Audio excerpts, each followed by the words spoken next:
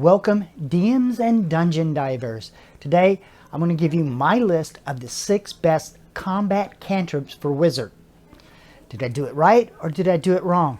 Let's find out. So come in and set for a spell. I'm the Rude DM Jimmy Lee and this is Ability Check. Roll it.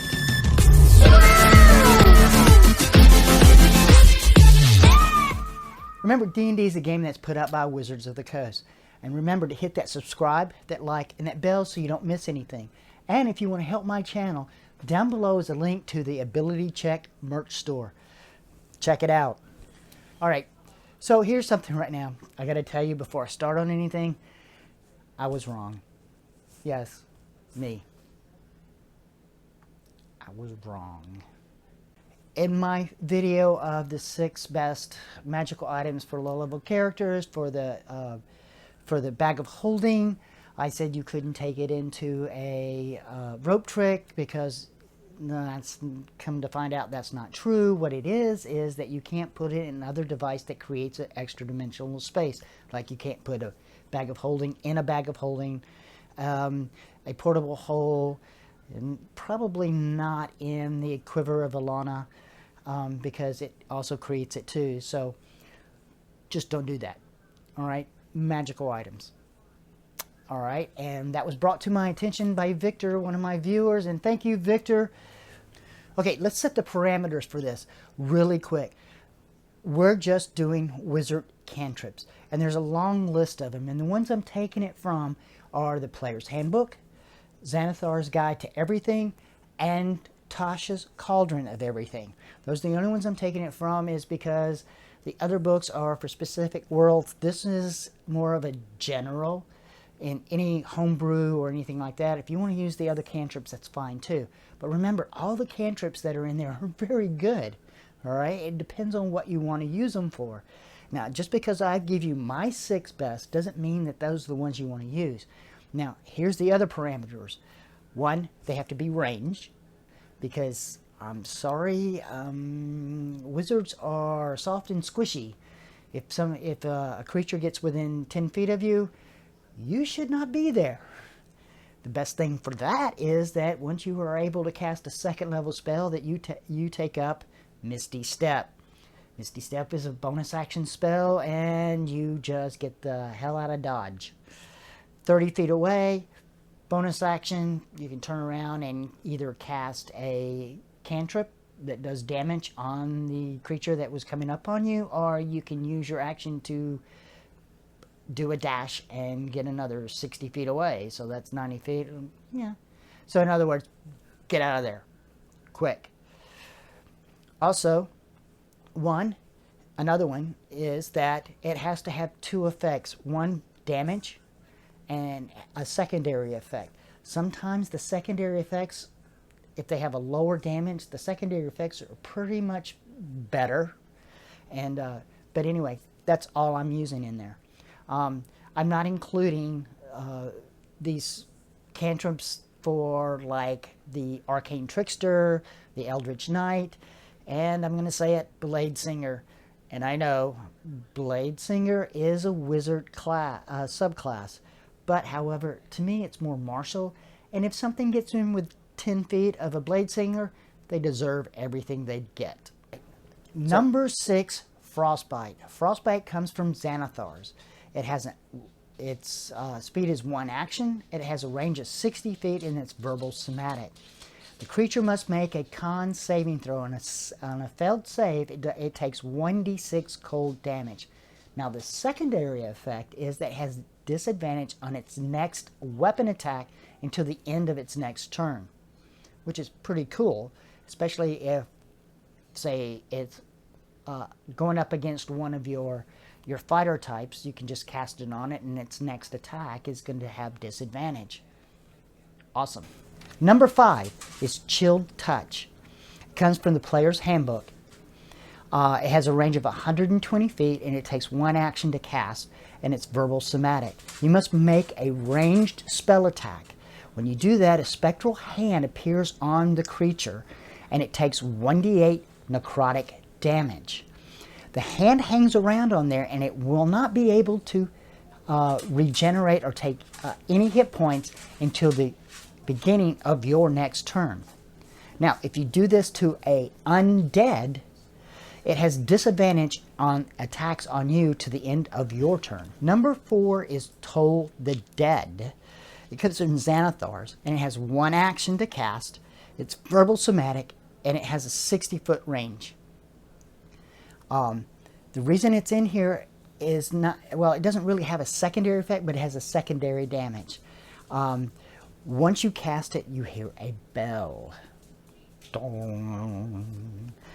And the opponent must make a wisdom saving throw. If it fails its wisdom saving throw, it takes 1d8 necrotic damage. Now, here's the secondary damage that could happen. If it doesn't have its max hit points or it's missing any hit points, instead of 1d8, it takes 1d12. Now remember, on all these, they increase by the player level. So if your character is a 5th level, it'll do 2 dice. If it's 11th level, it'll take 3 dice, and if it's if you're 17th level, then it's 4 dice. So yeah, 4d12 is pretty damaging. It's probably one of the most the strongest ones that you could do in here. Number 3 comes from the player's handbook, and it is Firebolt. Everybody loves Firebolt because, well, yeah, it's fire.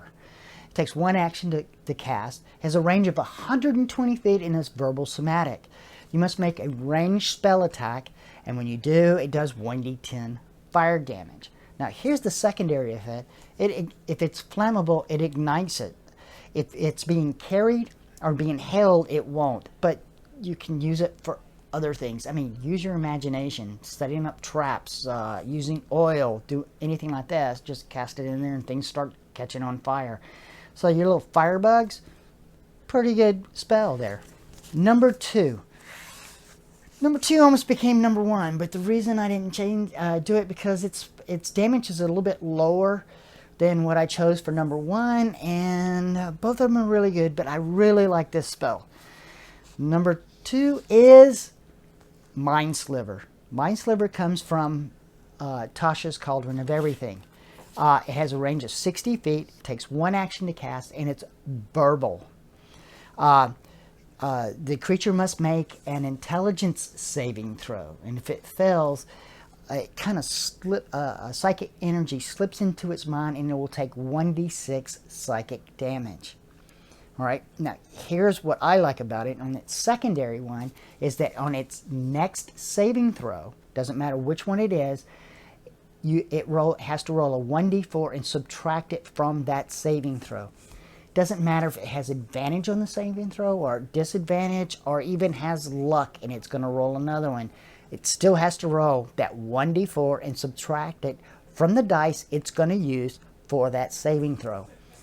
And since it's an intelligence saving throw, if it's not quite somebody that a creature that is casting magic, such as another wizard or anything like this, chances are you're going to slip that spell right in there. And that's why it makes it kind of one of my favorite ones. And here it is, number 1. Yes, we know what it is. It's a Ray of Frost. That's right, Ray of Frost. I'll explain to you. It comes from the player's handbook. It has 1 action to cast. It has a range of only 60 feet, and it's verbal somatic. You must make a ranged spell attack, and when you do 1d8 cold damage. Now, the secondary effect, which is pretty important in D&D 5e, is it slows it down. It slows the creature down. It takes away a movement of 10 from that creature until the beginning of your next turn. So, in the dynamics of 5e, taking away any kind of movement from your opponent is probably one of the best things you can do. One thing I don't like about it is it only has a range of 60 feet, but if you take Spell Sniper, that bumps it up to 120, so that's pretty cool there. Now, an honorable mention comes from Player's Handbook, and it's called Acid Splash. It has a range of 60 feet. It takes 1 action to cast, and it's verbal somatic. One thing I like about this is that you can target 2 creatures at the same time as long as they're within 5 feet of each other. All right? They must make a dex saving throw. And on the failed save, they take 1d6 acid damage. Sorry, I'm a little tongue-tied today. Like I said, it's a no bones day. Okay, so that's all my. That's the list of my top 6. Like I said, this could be yours, or you might disagree. You might think somebody another spell is better. Just leave a comment below. Let me know what your best ones are. Now remember, just because I have it in this order doesn't mean that that's the way I'm going to play it if I'm playing a character or I'm playing an NPC that's reacting to my player characters. Because the whole thing that you have to do is when you're playing a wizard, you're actually, it's the dynamic of what you want your wizard to do. So just because I think these are the best ones doesn't mean it's necessarily going to be the best ones that you can choose for your player character. So that's it. Those are my list. Like I said, leave a comment below. Let me know what you think. Also remember, hit that subscribe, that like, that bell. And also check out the merch store down below. Now remember, be safe, play safe. I'm the Rude DM Jimmy Lee, and this is Ability Check. Roll it.